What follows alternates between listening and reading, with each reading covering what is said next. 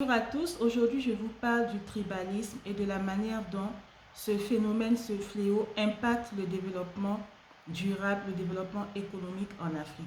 Et en même temps, comment le développement durable peut être un moyen pour endiguer les conséquences néfastes, nocives du tribalisme en Afrique. Je vais aborder ce sujet selon trois axes. D'abord, la manière dont le développement durable peut permettre l'accès à la santé pour tous à travers la couverture santé universelle, ce qui va permettre aux populations minoritaires ou par exemple aux populations qui souffrent des conséquences du tribalisme. Je vais prendre des exemples précis. Comment ces populations-là peuvent bénéficier de l'état de droit et s'impliquer, se retrouver dans le cadre républicain et euh, abandonner cette posture de repli sur eux-mêmes pour qu'ils se sentent pleinement investis dans la vie de la nation et que cela contribue à la cohésion sociale. Donc l'accès à la santé, les politiques environnementales et les politiques de redistribution des opportunités économiques. Comment ces trois solutions peuvent permettre d'endiguer les effets néfastes du tribalisme afin que ce tribalisme ne soit pas instrumentalisé par des politiciens mal intentionnés. Donc, on va aller étape par étape. Comment le tribalisme impacte le développement économique en Afrique?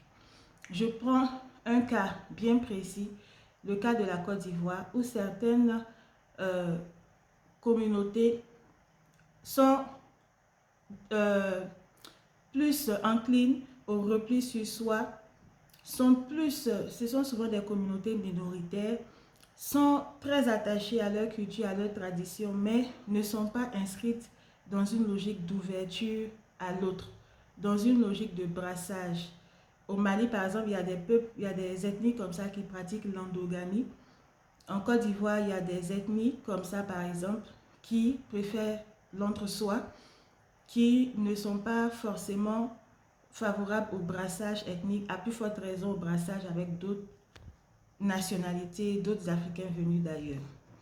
Donc, dans ce cadre bien précis-là, ces communautés, leur attitude n'est pas favorable à la cohésion sociale et leur attitude n'est pas favorable au brassage économique. Cela peut entraîner des troubles. Cela peut être un obstacle à la paix. Et sans paix, il n'y a pas de développement durable. Sans développement durable aussi, il n'y a pas de paix.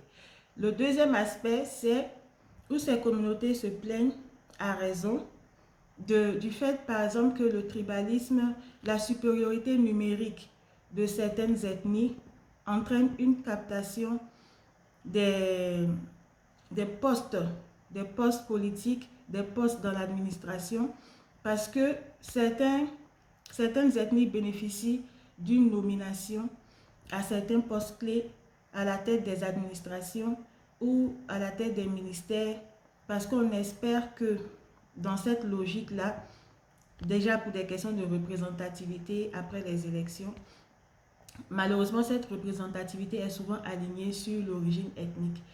Et il y a une instrumentalisation vicieuse de cette volonté de représentativité des ethnies qui sont en supériorité numérique par certaines personnes qui, une fois à ces postes clés, ne font que nommer des personnes de leur ethnie dans l'administration ou dans ces ministères. Ce qui fait que les peuples ou les ethnies qui sont minoritaires sont peu représentés dans les administrations, pas du fait de la volonté de l'exécutif, pas forcément du fait de la volonté de l'exécutif, mais le système politique africain est aligné sur la régionalisation, l'ethnicisation, ou bien comme on dit, en tout cas le fait que les nominations, les postes politiques, les postes clés reposent sur l'ethnie qui est majoritairement représentée sur le territoire. Donc, une fois que ces patrons sont nommés, et à leur tour, ils ont tendance à nommer des personnes de leur région, des personnes de leur ethnie.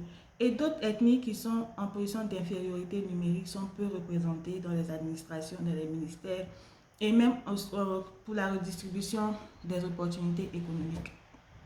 Voilà, voilà les réalités, voilà la vérité. Cela, j'en parle dans un livre que j'ai écrit qui parle un peu des réalités de l'Afrique contemporaine qui s'appelle Deuxième Bureau. Je l'ai publié en auto-édition pour des questions de diffusion. Il est disponible sur Internet Si vous tapez sur Google, sur le moteur de recherche, vous allez trouver toutes les boutiques où il est disponible dans différents pays, en Europe, en Amérique et bientôt en Afrique où il va être réédité. Donc ce livre parle des réalités de l'Afrique comme le tribalisme. Déjà, le personnage principal, c'est une jeune femme qui est issue d'une ethnie minoritaire et il y a un autre personnage dans le livre qui est d'un niveau d'instruction élevé qui rentre d'une université américaine en Côte d'Ivoire où il va être confronté à ce tribalisme parce que son patron, le directeur qui a ce poste clé, est d'une ethnie majoritaire et il préfère nommer les personnes de sa région, donc du centre de la Côte d'Ivoire, au détriment des personnes qui peuvent être plus compétentes et qui sont d'autres origines, comme par exemple l'origine ethnique minoritaire dont sont issus ces deux personnages. Mais à la fin, ils comprennent que ce mécanisme peut être changé, c'est-à-dire ce n'est pas une fatalité et qu'il y a une volonté politique de changer les choses et d'octroyer la même chance à tous les individus en fonction de leurs compétences et que le travail est une valeur qui paye. Voilà un peu pour résumer. Donc, le problème vient des deux côtés. D'abord, les peuples minoritaires qui opèrent un repli sur eux-mêmes, qui peuvent être parfois avoir des attitudes xénophobes, qui peuvent avoir des attitudes hostiles envers d'autres ethnies, qui ne sont pas favorables au brassage, à l'ouverture à l'autre. De l'autre côté,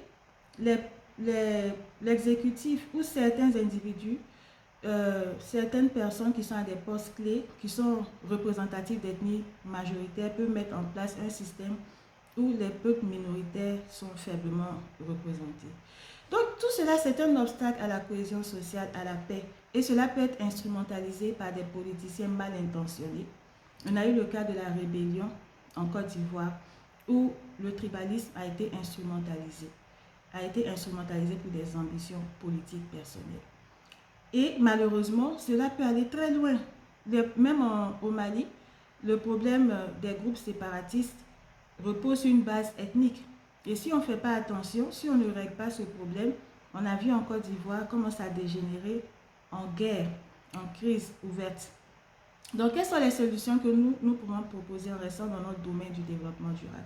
J'ai parlé de l'accès à la santé. Parce que les peuples, ils ont l'intelligence de leurs intérêts.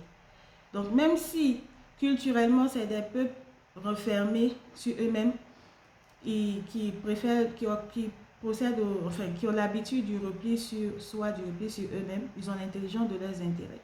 Donc, ces peuples-là, on peut les emmener à contribuer davantage à la vie de la nation en mettant en place des politiques, par exemple de santé, qui bénéficient à tous et surtout aux plus vulnérables, parce que souvent, ils sont représentés parmi les plus vulnérables, puisqu'ils n'ont pas accès aux opportunités économiques du fait de leur propre attitude et aussi du fait d'un système vorace et vicieux qui peut être en place, qui subissent aussi.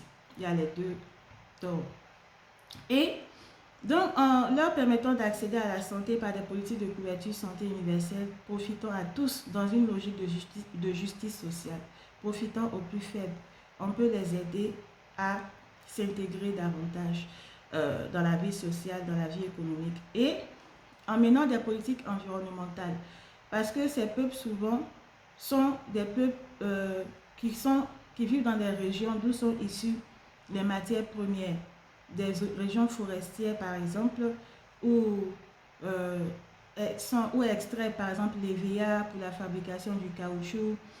Et en menant des politiques environnementales qui respectent leurs habitudes, qui respectent leur habitat, mais aussi qui permettent de créer des opportunités des opportunités économiques dans ces régions-là, d'où ces peuples sont issus et d'où sont tirées ces matières premières, comme par exemple en créant des initiatives de valorisation des matières premières dans ces régions où ils pourront avoir de l'emploi, où on pourra mettre en place des politiques sociales autour de ces politiques d'industrialisation dans leur région, parce que dans une logique de justice sociale, ils profiteraient alors de la richesse qui est créée à partir de ces matières premières qui se trouvent sur leur sol.